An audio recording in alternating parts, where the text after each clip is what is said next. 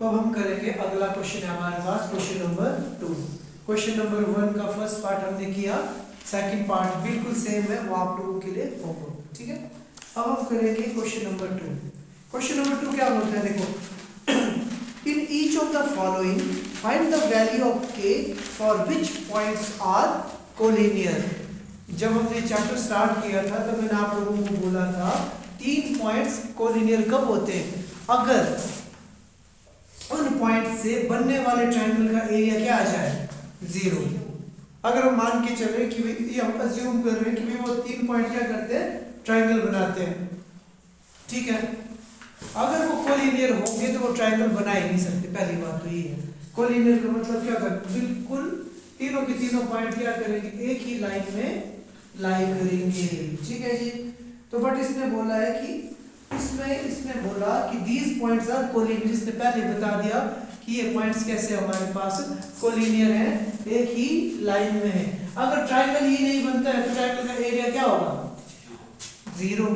इसका मतलब इसने पहले ही दे के रखा है कि भाई इन क्या बोलते हैं, यहाँ पे जो ट्रायंगल बनेगा हमारे पास उसका एरिया क्या होगा, 0।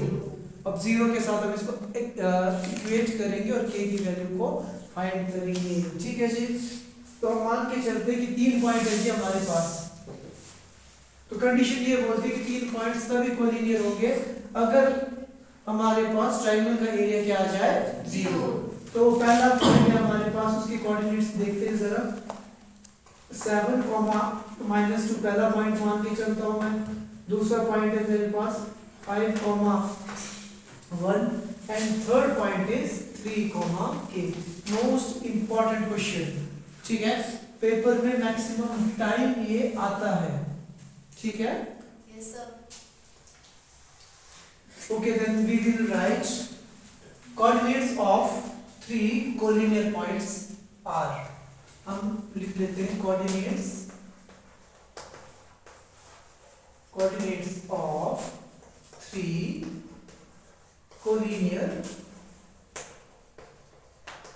कोलिनियर पॉइंट्स आर, ठीक है जी। क्या कह दिए हमें, ए के कोऑर्डिनेट से हमारे पास 7, -2, बी के कोऑर्डिनेट से हमारे पास 5, 1 एंड सी के कोऑर्डिनेट से हमारे पास 3, k। सबको समझ में आया? तो मैंने बोला कंडीशन, मैं लिखूंगा since these points are collinear,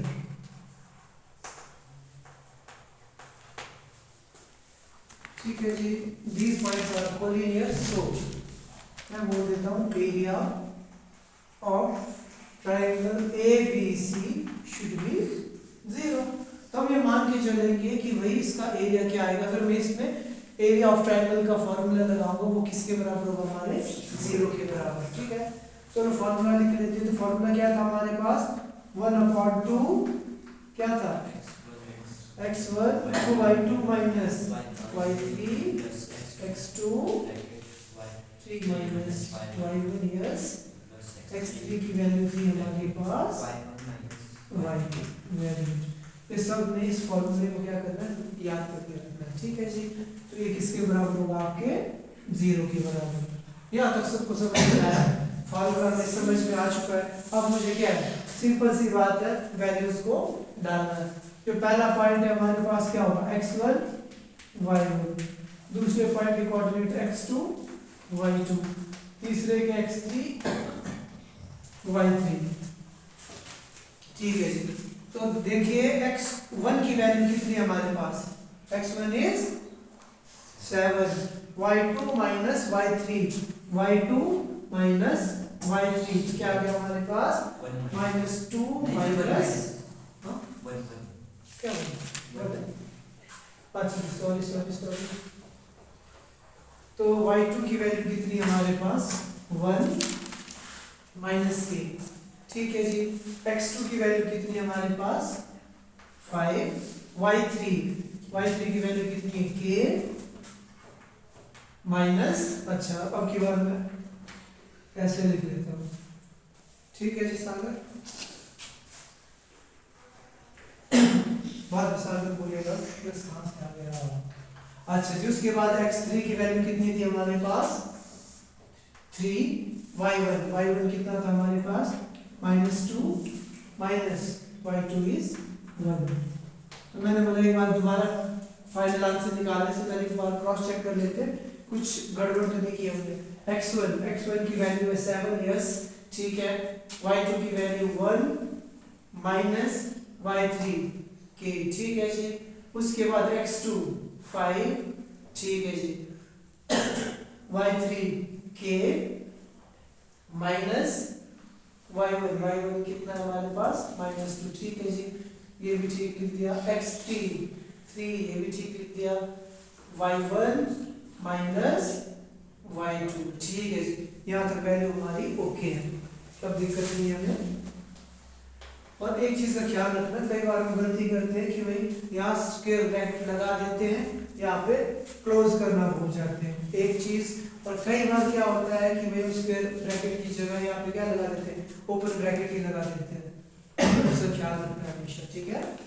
तो ठीक है जी। तो अब एक और चीज, कई बार बच्चे क्या करते हैं कि यहाँ पे लिखा होगा 1 माइनस 2, बाई चांस मान के चलते हैं 1 माइनस 2 लिखा होगा, तो हम क्या करते हैं पहले 7 से 1 को मल्टीप्लाई करेंगे, उसके बाद 2 को करते हैं। इतना लंबा चौड़ा काम नहीं करेंगे, डायरेक्ट क्या कर देंगे, इन दोनों को पहले सॉल्व कर देंगे और डायरेक्ट ही मल्टीप्लाई कर देंगे, ठीक है।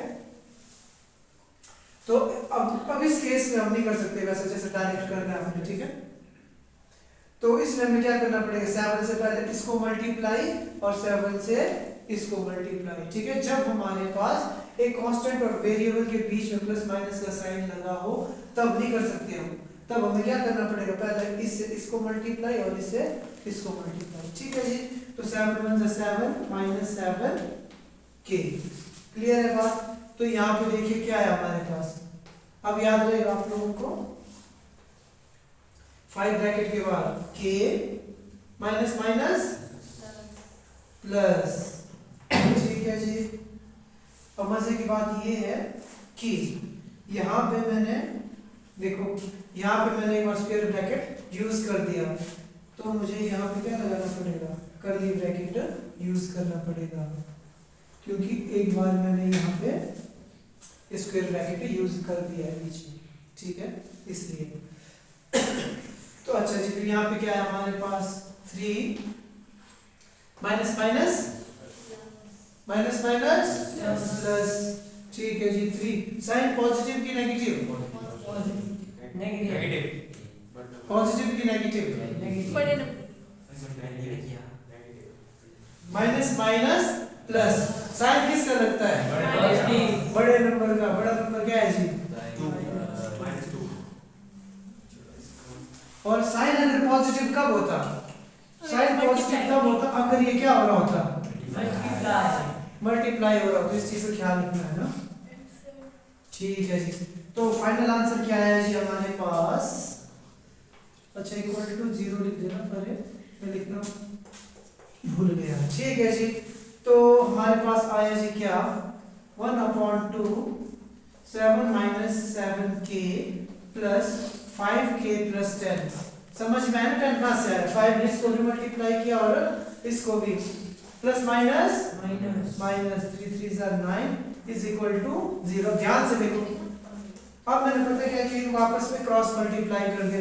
2 ने किसको मल्टीप्लाई करना, 0 को, 1 ने किसको मल्टीप्लाई करना, इस पूरी की पूरी इक्वेशन को। तो हमारे पास आंसर क्या आ गया। अब सबसे पहला काम मैं क्या करूंगा, जो मेरे पास कांस्टेंट टर्म्स है उनको सॉल्व करूंगा, उसके बाद वेरिएबल। कांस्टेंट कौन से मेरे पास 7 10 और 9 डायरेक्ट कर रहा हूं, ध्यान से ध्यान देना सब में। 10 में 9 माइनस किया तो क्या आया 1, कैसा 1 आया +1, 1 प्लस 7 क्या आ गया 8। तो ये आ गया जी हमारे पास 8।